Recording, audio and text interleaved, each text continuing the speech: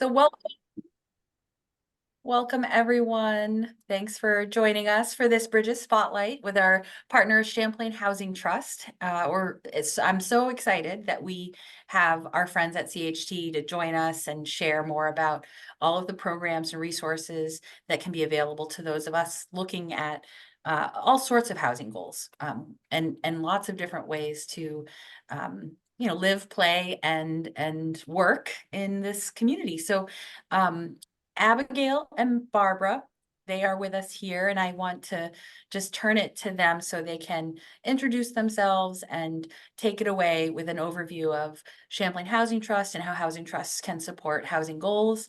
And so welcome everyone, and why don't you I'll just hand it over to you and you can take it from here. Well, I'll start by introducing myself. My name is Barbara Garys. I am the Education and Counseling Manager at Champlain Housing Trust.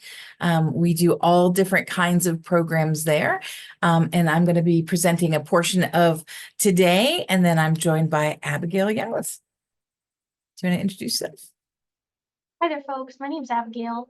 I became a housing counselor with CHT under Barb in September after serving a year of AmeriCorps service with CHT and the education team a couple of years before that. I'll give a shout out to our director, Julie Curtin, who has joined the Zoom call today. Thanks for your support in this project and for checking in on us. I'm looking forward to being able to be a resource for some housing options for y'all, and hopefully we can answer any questions that come up. I want to encourage you to feel free to use, like Julie just demonstrated, the reaction features, and then the chat space is available to you if you don't feel particularly comfortable coming off of mute or anything like that. We want to encourage participation if you have anything that comes up. So I'm going to go ahead and share screen and a slideshow, and then we will make this available to you afterwards. So it is really exciting. Champlain Housing Trust has partnered with Working Bridges off and on for quite a while now. It is really nice to have these robust partnerships within our community. We do want this to be a shared space. People are welcome to leave their cameras on. It's always nice to see friendly faces, but if you need to turn them off, that's okay. We do want everybody to participate. We want this to be a space where you can ask questions, make comments. I think we're a small enough group that if you wanted to just take yourself off of mute, that's perfectly fine. You're also welcome to use the chat box or raise your hand. We also want to make sure that we're creating a space where everybody feels comfortable participating. People might reflect on different ideas or different concepts. Some of those may resonate with you, and some of them may not, but we want to make sure that we all feel like we have a space to be heard and to be respected. And then it's really nice that we're able to partner not only Champlain Housing Trust with Working Bridges, but then all of the Working Bridges employers that folks work at. So we just really want to respect that there's this thriving community out there, and all of us trying to come together to think a little bit about housing, because housing impacts all of us. And so we've got a series of 3 lunch and learn workshops. This is the first. And today we're going to introduce a bit about Champlain Housing Trust and some of the different programs and services that we offer at Champlain Housing Trust. And then we will come back in March and we will specifically focus on buying a home and some different special programs that are out there, and to help you understand a little bit more about the process of buying. And then in April, we'll be back again to talk specifically about rental readiness. And that would include renting from Champlain Housing Trust or renting from elsewhere in the community. So Champlain Housing Trust is a nonprofit organization. We pretty much do all things housing. We primarily serve Chittenden, Franklin, and Grand Isle counties, although we do have a few programs that are indeed state. And then at CHT, we really believe that there's a housing continuum. And all that means is that there are different types of housing that are going to suit different people at different times in our lives. And so it's not always a straight line just from rental into ownership. People might choose to go into different types of housing for different reasons, right? Someone might sell their home and choose to go be a renter, and that might be the right choice for them. So we just really want to entertain that there's a lot of different people and that everybody may be in a different space. And so we really want to talk a bit about a variety of different housing options that could be out there. because ultimately we know it is particularly difficult to find housing, especially safe and affordable housing. And we really think that that's something that everybody has a right to have. And that in a lot of our programs, we talk about the concept of wanting people to live in their home and not live for their home. So if I ask you to take a minute and reflect on that, what does that mean to you? What's the difference between living in your home versus living for your home? Anybody willing to share a thought? It means I don't have to work 3 different jobs to make sure that I can make my mortgage or my rental payment so that I can breathe and have a life in order to have a roof over my head. That's really it. That's it exactly. I've been in my job for 20 years and no one's ever come in and said, "Oh, Barbara, I cannot wait to pay mortgage and interest. Woo! Property taxes. Yeah, like that's why I want to buy a home." Never once. People come in with the idea of how they're going to live in their home, right? My kids can actually have their own bedroom. I can have family who can come stay. I can have holidays at my house. I'm going to be able to have space for myself and my family to do the things we want. Or I don't know, maybe you can get a puppy. There's all kinds of things that people think about when they think about living in their home. And so that's really what we want to foster, the ability to financially be able to get the housing that you need so that it's a safe and affordable space for you to be in. And you can still have time, energy, and money to go do other things as well. And that we know that in our area, especially, there's a lot of housing challenges. The first is just that there's not very many homes available. There's a less than 1% vacancy rate. And what that means is that within our area, of all the rental apartments that could possibly be available, less than 1% of them are available at any given time. So when you're out looking for a rental apartment and struggling to find one, there's a reason for that, right? We also know that there's a relatively high market for rental rates, right? The median rent is just over $1,200. And for a lot of people, that's a difficult number to get to out of your monthly budget. We also know, in addition, that there's a lack of Section 8 or subsidized housing. So people who do need to have some help, it's not readily available, right? For Section 8, sometimes the wait lists are very long and sometimes they're closed and not even available to you. So we know that there's not a lot of resources. And knowing that there's not many homes and not a lot of resources, that makes it a very competitive market. I know at Champlain Housing Trust, if we build new apartments, we'll get hundreds of applicants, for a building with 30 apartments being built in them. So it's a very highly competitive space to be in. We also know that we have a very diverse service area, so that we have the largest city in Chittenden County is Burlington. And then, we also serve Franklin and Grand Isle counties with tiny little rural towns that are very far away from services and transportation. And those things also pose challenges. Where are people in relationship to where they work, where they go to school, where they live? All of that can make it more complicated. And in our area, right, we've got a pretty big diverse area that we see. We also know for those people who want to own a home, that there's a pretty high median home price. In the state of Vermont last year, the average home price was about $330,000. That's a pretty significant number for people. It may be difficult to qualify to buy that much, or the monthly housing payment for a home that expensive might not be within your comfort range. And then sometimes there's just a lack of support services. Sometimes people are experiencing homelessness. Sometimes people have other challenges that are outside of housing, but those things, those barriers, impact their ability to get housing. So we really do struggle with some housing challenges. And that ultimately what we're wanting are people to be housing secure and financially resilient, where we have the means to live in a home that we can qualify to rent or to own, that we can afford each month, and be able to balance everything else. But what we do know are that a lot of folks that we're dealing with come in feeling very financially vulnerable, and don't have secure housing. And so a lot of our programs really are geared to try and help people move into that housing secure, financially resilient space.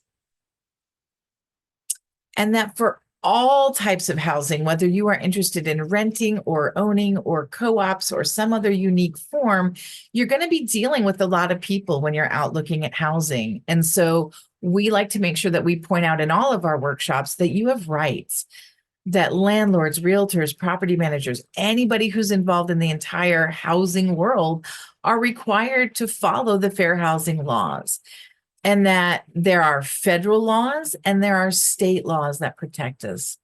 The federal laws protect us against discrimination based on race, color, sex, disability, your national origin or the country from which you come, your religion, and family status.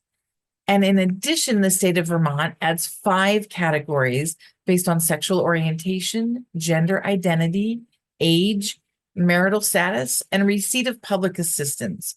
For example, if you get Section 8, SSI, SSDI. And so if you're out dealing with anyone in the housing world and you feel like you have been discriminated against, we do have resources, and we're very fortunate. A partner of ours, CVOEO, has the Fair Housing Project. And so if you feel like you've been discriminated against, there's a resource that you can actually go and get some help to make sure that that doesn't happen, and that your rights are preserved. So what's a starting point for housing? Well, regardless of what type of housing you may be interested in, you're going to need to think about what your housing priorities are. So we encourage people to sit down, and perhaps each person in the household does this separately and then comes together and has some conversation, because we might come at it from a different mindset. So first of all, thinking about who's going to be living in the home. For example, in Champlain Housing Trust, anyone 18 years or older who lives in the home has to meet all the eligibility requirements around credit and landlord history and income. And so defining who's actually going to be living within the home. How big of a home do you need? How many bedrooms do there need to be? Where does that home need to be located? And you may need to consider a lot of different factors. We talked a little bit earlier about schools, right? Do you need to be on the bus line or closer to employment? Are there services or special programs that you need to be able to access easily? And so you need to think about where those are in relationship to where you live.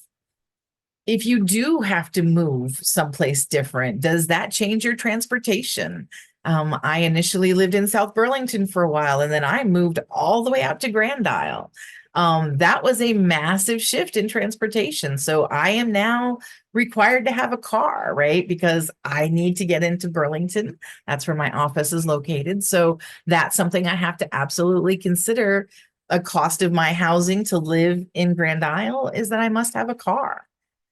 And then thinking about how those other things fit into the budget, right? My cost of gas, my cost of transportation. I've got to change out tires and oil and those things more often. So really looking at how your housing is going to affect your total budget, not just your housing costs, but how does it really fit into the big picture? Other things to consider is what's your maximum monthly housing payment? We often encourage people to try and stay about a third of their income to go towards housing, but we do know that, especially with the housing market in our area, that can be difficult. Champlain Housing Trust will let you spend up to 50% of your gross monthly income for your rent and utilities.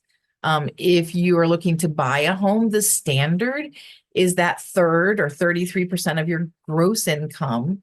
And that goes towards your mortgage, your taxes, your insurance, and your other housing costs, right? So what's your gross monthly income? And then what percentage are you going to be able to obligate towards housing so you have enough left over for everything else?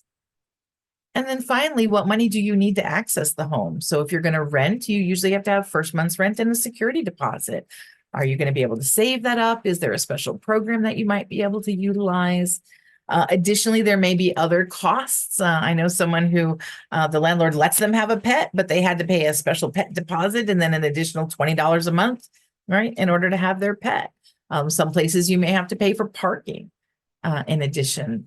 And if you are buying a home, there are some pretty significant costs you need up front for closing and for down payment.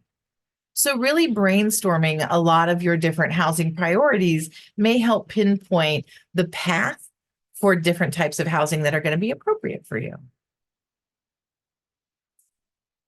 One of the things that Champlain Housing Trust tries to do are to break down the barriers that people experience for housing. And then we know for renting, two big rental barriers tend to be credit and landlord history. And so at Champlain Housing Trust, we created a program called Ready, Set, Rent. In fact, Abigail is teaching Ready, Set, Rent just tonight. And what that is it's a class that you take and then a counseling appointment that you have. If you have poor credit that denies you from being able to rent from CHT, by completing the Ready, Set, Rent program, it makes you eligible to rent. And so that removes that credit barrier. If someone does not have a landlord reference, that may preclude them from renting an apartment. And so if you take the CBOEO Rent Right program or their tenant skills, that may help move past the barrier of not having a landlord reference. So we want to make sure that you know there are programs out there to help you be able to access housing. For those people interested in owning a home, we also have our home buyer education. And at CHT, we have two different programs. We have our full certificate program, and that is a full comprehensive 8-hour group workshop that covers pretty much everything you need to know about the home buying process. And we combine that with the ability to come in and meet one-on-one with an individual counselor to help you look at your credit, your affordability, and to come up with a plan. That home buyer certificate program provides you a certificate of completion that a lot of special programs or loan products require that you have. For people who may not quite be ready for that full commitment, we also have an introductory course called The Basics of Buying. And we offer that class each month. It's an 1.5-hour class. That class is free, and it's a general overview. Kristen, I'd love to answer your question. Yes, thank you. The home buyer education class, is it in person at this point? I know during the pandemic it was online and people could do the increments at their leisure. Yeah, that's a great question. So thanks for asking that. We actually now have more options to take home buyer ed in more formats than we've ever had. So we are offering our home buyer ed in person a few times a year. In fact, in March, we'll be offering it in person. We also offer our workshop via Zoom. We know during the pandemic, a lot of people really leaned in. Zoom is also very convenient. So we do offer it via Zoom. We're also offering it as a self-paced online course called eHome America. So for people who like computer classes and self-study, that's an option that you have. And then finally, we're also offering our home buyer ed occasionally as an interpreted workshop in other languages. And we're trying to create a video library for home buyer ed in other languages. So you can take the workshop in any one of those formats that suits you, and then follow that up with the one-on-one counseling. Thank you. Yeah. The Basics of Buying workshop right now, we are primarily offering that via Zoom. That seems to be the preferred option that participants want. Once in a while, though, we are offering that Basics of Buying in person. So we have a handful of workshops and programs that can help people. A lot of those come with individual counseling or coaching. Just like with the Working Bridges, you've got resource coordinators who know a lot about different programs and are really good at helping people create order, sometimes out of chaos. And so it's helping you step back and take a breath, look at all of the things that are requiring your time and your energy and your money, helping you come up with a plan to identify your priorities, to identify what resources are available to you, and then help you come up with an action plan that will help move you from where you are in the direction that you would like to go. Any questions about any of those things? We've had a couple of questions come into the chat space. And I just wanted to go ahead and address like the responses that I've been putting in there. Great. Connie had mentioned during the fair housing's content that they're asked if there are any fair housing laws or rules regarding survivors or victims of domestic violence or special considerations. So notably, it's not considered like a specified or protected class under fair housing law. However, Vermont State did update some resources in December of 2022 to provide additional protections.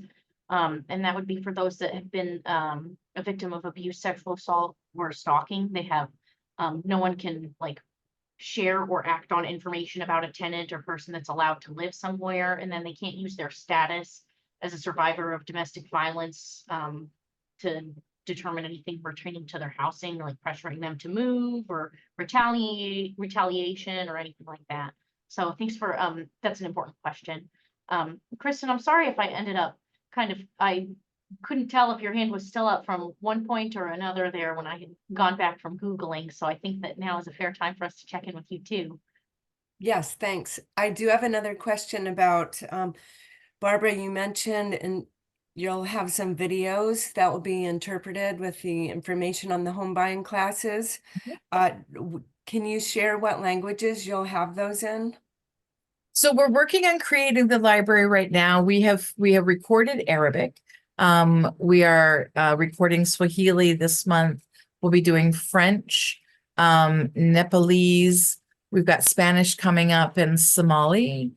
But we're meeting with different organizations and hearing about different language groups. I know just this morning we met with USCRI and they talked about a couple languages spoken in Afghanistan that we may be looking. So we're going to probably keep adding to that as we go along. Great, thank you. I will also mention too, there's the Violence Against Women Act, or VAWA, which are some federal laws. And those also provide housing protections for people, especially people who are applying for or living in subsidized homes. And so there are some laws with VAWA that are sort of protecting people for housing as well. And then go ahead. Nicole, I saw your hand pop up, and then I was also going to just read something from the chat, but I would like to answer the live question, I feel like. Oh, thank you. I've noticed, I was reading an article this morning about inclusive housing. It's another like level. And I know you guys have lots of different levels of how you're how you do your housing, like pricing of apartments. But this inclusive housing, I haven't seen anything that you guys offer around that. That's like the 80%. I'm sure you're familiar with it, the 80% under 64,000 in Vermont. And then it's 30% of the income. It's something that I've been thinking about for a while. And I read this article that it exists with another project in Burlington. Are you guys doing anything with that level of pricing for your apartments? So inclusionary zoning, or sometimes called IZ zoning, there's a lot of different programs to try and make sure that we're creating affordable housing. Right. And so there are definitely specific homes out there that sort of have IZ zoning guidelines enacted. We do interface some with IZ. We have a couple homes within our portfolio of shared equity homes that sort of, by the way. right, okay, there we go. that sort of fall into those. So we do intersect with inclusionary zoning guidelines for some of our properties. We do. But as far as the rentals go, because I know that I think it's Evernorth or somebody is building a bunch of apartments, and that's like a big percentage of what they're building. So it kind of falls between that, you know, folks have to hit, and we know this, we work with working folks. So they don't qualify for a lot of the programs, but that inclusionary pricing model seems like it would match rental wise with more of our working folks. And when we do a lot of development, we actually find a lot of for-profit developers come to CHT because of some of these guidelines that, when we're developing property, city and state standards are trying to encourage, let's say, the affordable housing homes being built along with homes that are going to be at a bigger profit. And so a lot of times for-profit developers will come to CHT so that we're sort of partnering together. And in some ways, it's also good for the community because then we have what we call mixed housing. Right. So you don't end up having that housing for those people over there. Yep. And then housing for everybody else. So that in a lot of our neighborhoods, we'll have what's called open market housing, meaning there's no subsidies or special programs. And then we'll have subsidized housing along with it. And then we'll have some open market owned homes and open market rentals and shared equity homes. So a lot of our development sort of creates those neighborhoods where there's lots of different types of housing in a shared space. And I actually think that works better on a lot of different levels.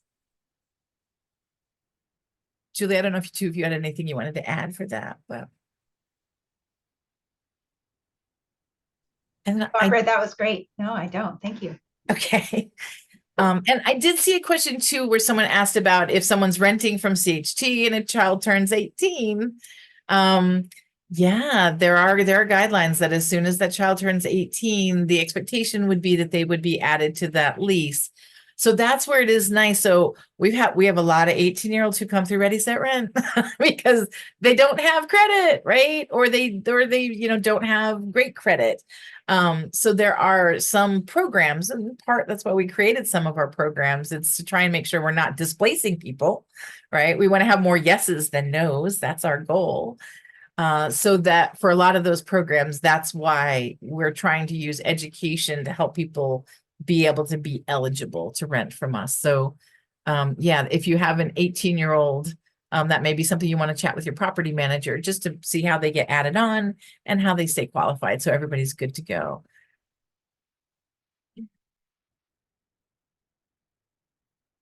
There are questions before Abigail takes us into some of the specific housing at CHT.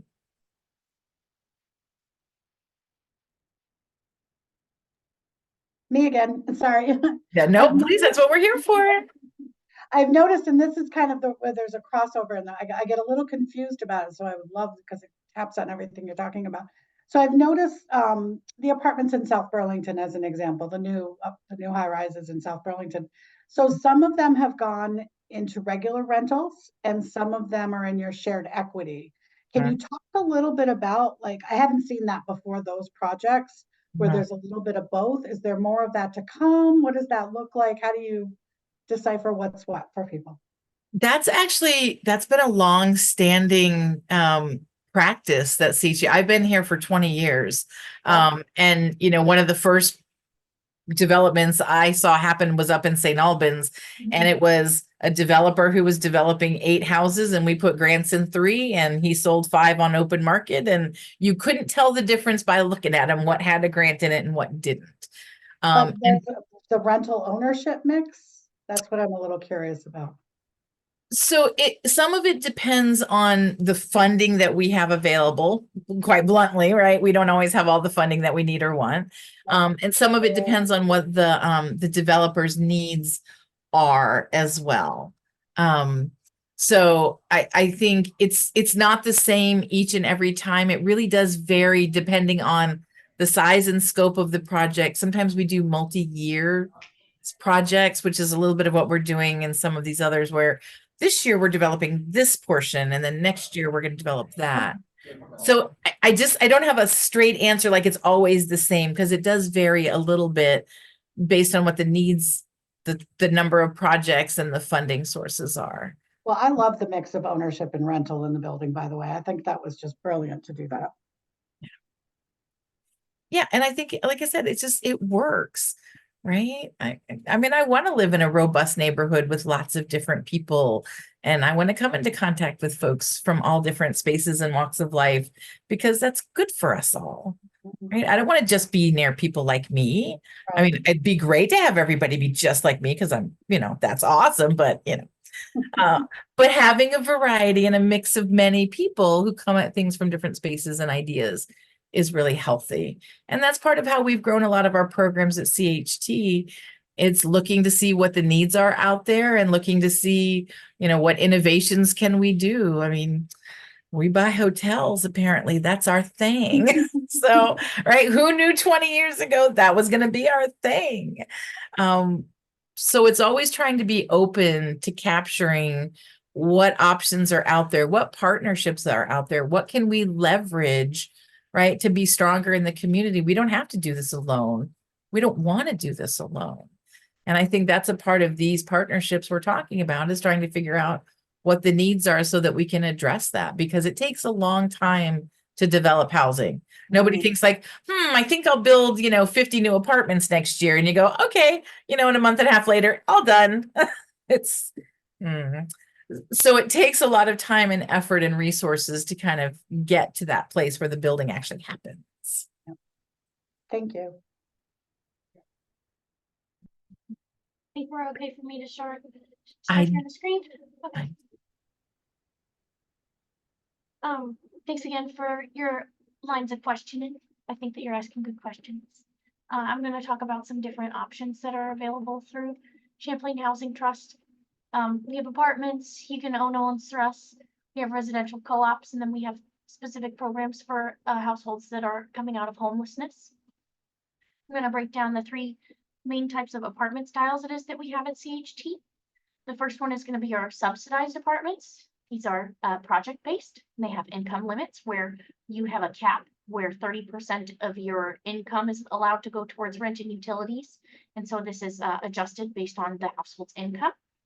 The rent amount changes for these types of units if there's an income change in the household. Notably, at our subsidized project-based units, you cannot use a Section 8 tenant voucher. We have an example of kind of how it is that the payment breakdown happens on the bottom here, where say a household of 2 people has an income limit of 32 or an income amount of $32,100 a year. That would set their monthly rent and utility obligations at about $802. So there are those options. We have another income limit style apartment, which is a tax credit apartment. The rent is reduced to be lower than market rates. The rent remains the same for the full year, regardless of the income change. It's like you signed a lease that kind of obliges you to that, and you can use a Section 8 tenant voucher at these. So for example, in this one, we have a household of 2 with an income amount of about $58K, and they would pay $11.30 in rent because their rent is reduced with this tax credit. Kristen, I see you've got a hand up.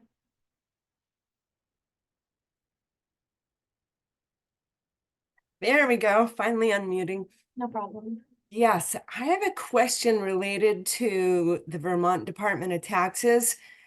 If somebody does get Section 8 support for their rental unit, I know the landlord has to submit online their landlord certificate for the rental rebate. They no longer have to snail mail it to tenants anymore, but they do have to put it online to the Department of Taxes. The landlord has to do that. Now, just because I'm dealing with a situation right now, supporting somebody who has had difficulty with the Department of Taxes, does the, for instance, the Housing Authority, Vermont State Housing Authority, do they also submit something to the Department of Taxes in order for the person to be able to push through their state taxes when they submit? Do you happen to know? I'm gonna ask if Barb has some insights here, given her experience with the program a little bit more. So what I generally tell people is it is worth their while to follow up with the housing authority directly if the landlord hasn't. Sometimes the housing authority has a little bit of push to be able to get the landlord to put that in there, or sometimes the housing authority will know. It's not 100%, but I would try and leverage the housing authority if the landlord hasn't provided it to the tenant and they get Section 8. I would try and use the Section 8 program and ask them to help you leverage that. Okay, so the housing authority doesn't necessarily have to submit something at tax time to the Department of Taxes. So where the situation is not stalled, because the landlord actually said they did submit, but the Department of Taxes said they haven't received that tenant's name. They've received others in that building. So I'm wondering if it's connected to the housing authority not doing their part, if there is a part they have to do. I think there is a part they have to do, but I am not 100% certain the mechanism by which that happens. Okay. I can follow up with VSHA and ask them. I appreciate this really minute questioning on my part about this. Appreciate it. I was just curious because I'm a little stumped right now. We Thank can follow up afterwards. Yeah. If it's okay, I'm gonna go ahead and resume the PowerPoint slides then. Thank you for your question. The last style of apartments that we have is our market rate apartments, and these don't really have income limits. Market rate is like buying on the out in the market on the regular world. So there's not a rent reduction and you pay the full amount. It has the same kind of typical lease obligations that a lot of other rentals do, where the rent remains the same for a full year. You can also bring your Section 8 tenant voucher with you to these market rate apartments. So in this example, since there aren't income limits, we haven't specified like an example for a household of 2. It's just they're going to have the same flat rate of $1,400 as their rent amount. Questions about the different types of apartments that we have in terms of like how they're financed with the income limits or that's being considered?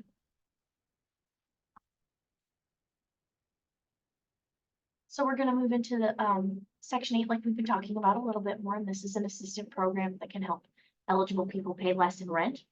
You can have a tenant choice voucher or a project-based voucher. Tenant choice means that you can take that with you. Project-based means that it's attached to a particular unit. We just want to remind folks that the housing authorities are Winooski Housing Authority, Burlington Housing Authority, and then the Vermont State Housing Authority, and that's who it is that issues these vouchers. And Champlain Housing Trust is not one of these authorities. So just as an important clarification. There's also our home ownership program for Section 8. Kristen, you have a question? Yeah, thank you. Can somebody be on a tax reduced apartment in addition to Section 8? Can they utilize both of those programs or tax credit and Section 8? They can do both? Yeah, for the tax credit apartments, you're able to use a Section 8 tenant voucher. Oh, it's on It's there. just the subsidized ones, the project-based units where it is that there's a 30% cap. Those are the ones where you can't use a Section 8 tenant voucher. I'm under the impression calculating that would be an administrative headache if you tried to pair all of that. So that's what kind of leads me to wonder maybe if that's why.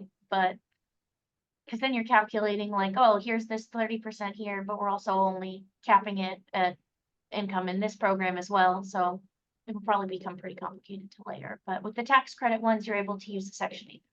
Oh, excellent. This is a great presentation. Can you send us this PowerPoint afterward? Absolutely. Thank you. Sure.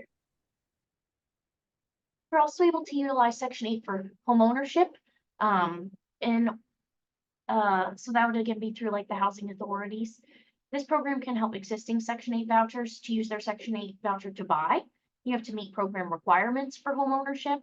The Section 8 program will pay a portion of your mortgage, which would help the household then have like reasonable monthly payment obligations. And that would help just with general mortgage affordability and allow for a more likely purchase of a home.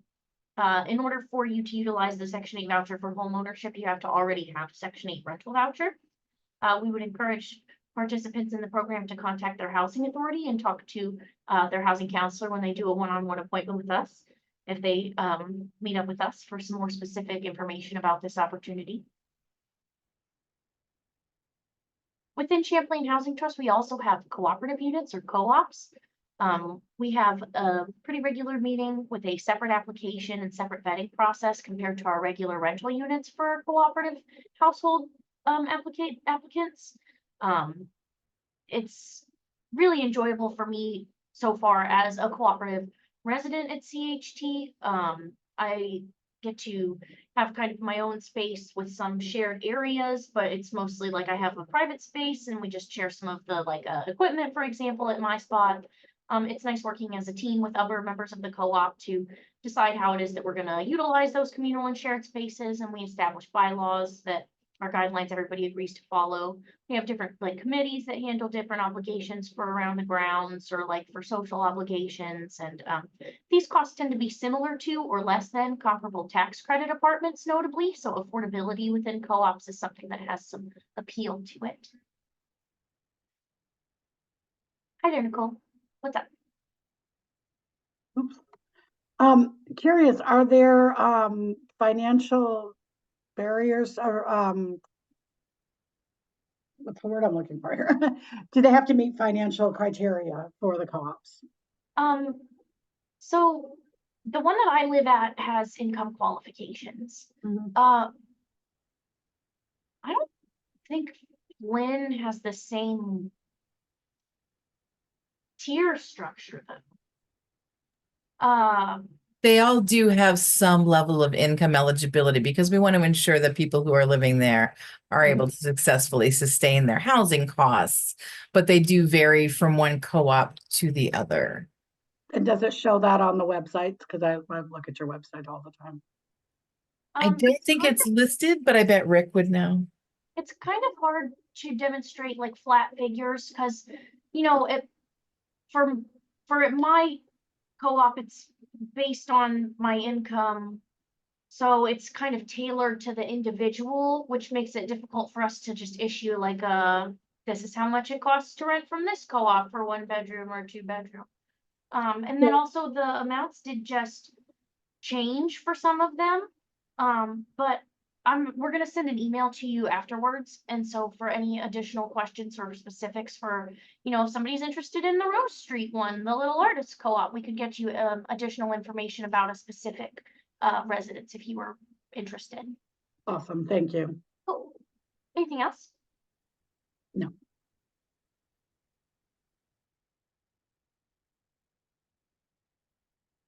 So CHT has long been aware that there are many folks who are not permanently housed. There's simply not enough homes available. However, it's also a lack of support once people get into the home that creates barriers. CHT has been extremely innovative in creating new homes by repurposing several hotels. CHT has also created a robust resident services program that supports people once they get into a home. Housing for those who experience homelessness definitely warrants creating transitional housing opportunities with social services in order for the solutions to be long-term. We listed a few examples of residences that have had these programs at them here. So CHT realized the connection among housing and other basic needs long ago, as just stated on the last slide where we were talking kind of about like residents that have been formerly experiencing homelessness. It's not just people that are coming from that place of like financial or housing uncertainty that require additional supports in order to maintain their living situations long term. There's, as you resource coordinators in particular know, you know, people need like healthcare and food and transit and access to childcare. So it's necessary for us to have kind of created links among these. And that brings me to internally, we have our resident services team. We have a really qualified, dedicated staff that assist our residents with needs that impact their housing stability. There's like a really, really big document full of lots of community resources for a bajillion different programs and sub-programs and needs of people. And all of the folks that I've met with on that team are just really dedicated to being a resource and support for the residents, which is fantastic. So resident services staff helps residents access community resources and successfully retain their housing, and this helps prevent eviction at a more zoomed out level. Regarding some home ownership opportunities within Champlain Housing Trust, we have our shared equity program. The shared equity programs works by making an investment to help you buy a home, and then it helps try to keep the home permanently affordable for future buyers. We have an example here of a condo that was appraised in Burlington, this Stratus condo. Now, the market value of this home or condo in Burlington was at $235,000. So with an appraised value of $235K, that would put the monthly housing cost for an interested buyer on the open market at around $1,933. And that's not necessarily affordable for everybody. So in this example, we have Champlain Housing Trust putting down $73,500 as an investment in the opportunity in the unit to try and make it more affordable overall. That would bring the buyer's price down to $162,000 instead of the original appraised market value of $235,000. And then once we lower that buying price, that makes the monthly costs lower. It's $1,379 now instead of $1,933 based off of the original appraised value. That's over $500 difference every month, which saves you almost $200K over a 30-year mortgage. So is that bringing up any questions how it is that the CHT investment lowers the overall buying price and then would lower the monthly obligations as well?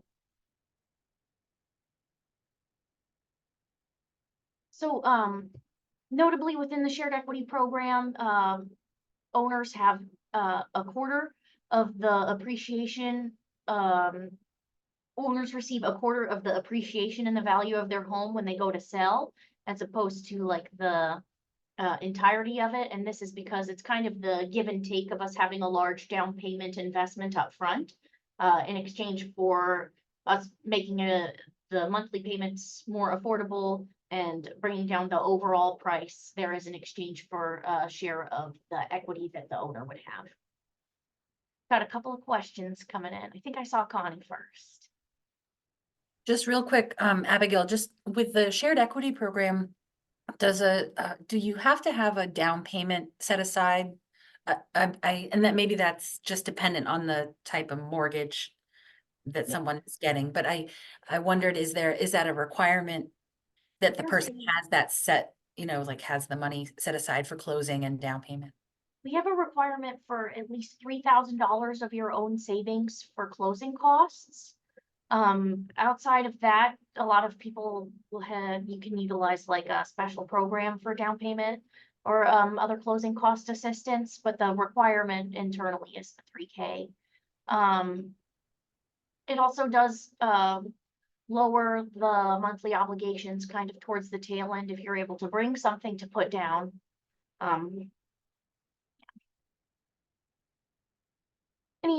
Barb, is that making you think of anything else? Am I missing anything answering that? No, I mean, the benefit of shared equity primarily is that you don't need a down payment. And so you're usually just covering a portion or all of the closing costs. I do want to be mindful of a time check that we're down to about 8 minutes. And so I want to make sure we only have a few slides left. So maybe we go through those last few slides and then hit questions at the end. Does that work for folks? Okay. Thank you. So one of our down payment assistance products that we have to create a bridge to homeownership for our BIPOC households in the state of Vermont is this homeownership equity program down payment assistance, which is a 0% interest loan of up to $25,000. The funds can be used for closing costs or down payment. If the owner lives in their home for 3 years or more, they never have to repay it. This is a really important and innovative product that, we don't really see like all across the country. It's important that we're prioritizing ownership of like land and property among BIPOC households, since historically they have been, systematically withheld from or not included in these like conversations and opportunities. Champlain Housing Trust also has our manufactured home down payment program to help decrease the cost for a mobile or manufactured home. This is a no interest, no payment loan to people who want to replace an old manufactured home or to purchase a new one. These can be in mobile home parks, or on owned land. Notably, this is a loan that is repaid when the home is sold or like refinanced. We have our upcoming homeowner university program, which is education that supports homeowners. It's going to be the first week of April this year. We have some workshops that are going to be taking place via Zoom. A couple of them will be in person regarding maintenance, and that'll be at Resource that's hosting those. And then we're going to have that Saturday some financial literacy, home maintenance, like landscaping stuff at the Main Street Landing in Burlington. We're really looking forward to this. We have a meeting that's going to be taking place pretty shortly after our session here today, actually, to do some additional planning and prep for it. So this is going to be taking place in April. And even if I'm excited to be attending some of those classes and I don't own yet. So I think that it could be useful for folks of different backgrounds, but it's definitely called Homeowner University because we're tailoring it a little bit. We have our website, getahome.org, for some additional information that you might be able to find regarding like renting some of these down payment assistance programs. There are also other housing options outside of Champlain Housing Trust. A good resource to find rental options outside of CHT that are affordable would be this housingdata.org/find rental housing. A special program that works well for some folks is Home Share Vermont. When I was in AmeriCorps, I had a friend that lived with a nice old couple and he do their yard work for them, and then they let his rent be really cheap because of that. So it doesn't always work out quite that same structure, but people will share their homes, and that often allows for a reduction in the rent amount that someone would pay. We also refer folks to economic services in 211. That's you guys, you're we want to acknowledge that Champlain Housing Trust and Working Bridges are doing a nice way to bring people together and serve as champions of change in our community that try to articulate the value of what programs and services are to other people. We're trying to come together to effectively solve problems and provide people with like options and information. Working collaboratively is going to be really helpful as we move forward. We have this like really nice quote that came from a champion of CHT, Catherine Boutreau. Notably, a lot of the times the folks that come through our program, they don't really need mountains moved for them, just a space to feel heard, help getting organized, a bridge to community resources. And all of us here in this Zoom meeting have the capacity to do those things. We know how to do them, and whatever it is we don't know, we can learn. Whatever power we have, we should use. So that's the bulk of everything there. We've got a few more sessions that are upcoming. I'm gonna update a little flyer and send it back out for follow-up after this, just so that way we can condense it. But I appreciate the time that you've given us so far, and I think that we can go back to asking more questions if they've arisen. Thank you, Abigail and Barbara. There's so much information, and I'm grateful that we'll be able to have the slides too. But yeah, if there are other questions, I hope folks can share or ask. And so feel free to raise your hand if you want to, or just jump right in. I can also go back to any of the slides too. Nice.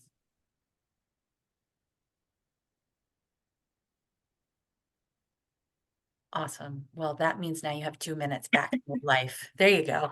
Well, and I do think Abigail really said, this idea of champions of change really resonates with me, and that, having resource coordinators and home education counselors and all of us sort of coming together to really think about, what housing exists, what can we do for people that we're working with now, but it also helps us think about what housing should exist.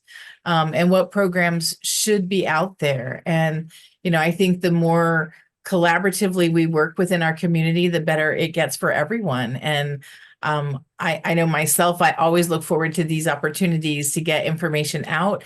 So we've got this recording, we'll probably put it in Dropbox and share it as a Dropbox resource. And then in addition, we can take the PowerPoint presentation, we'll save it as a PDF and drop it in there as well. And then we'll do the same for the other two presentations that we've got coming up in March and then in April. And so that way you'll have those as resources for people. And finally, Abigail and I are always happy to chat with you and answer questions. If you have, something really specific that you're looking for, feel free to give us a call.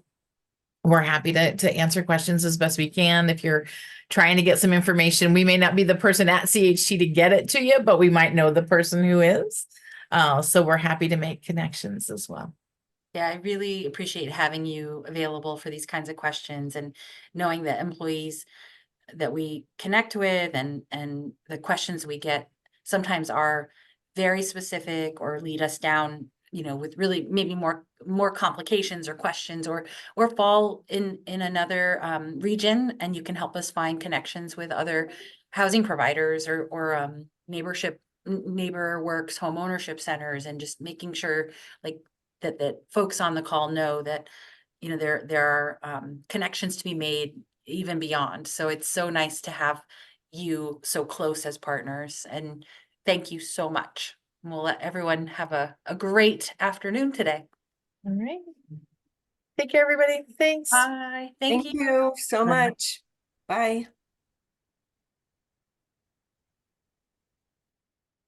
Did you Are we see, still recording? Oops. We should end recording.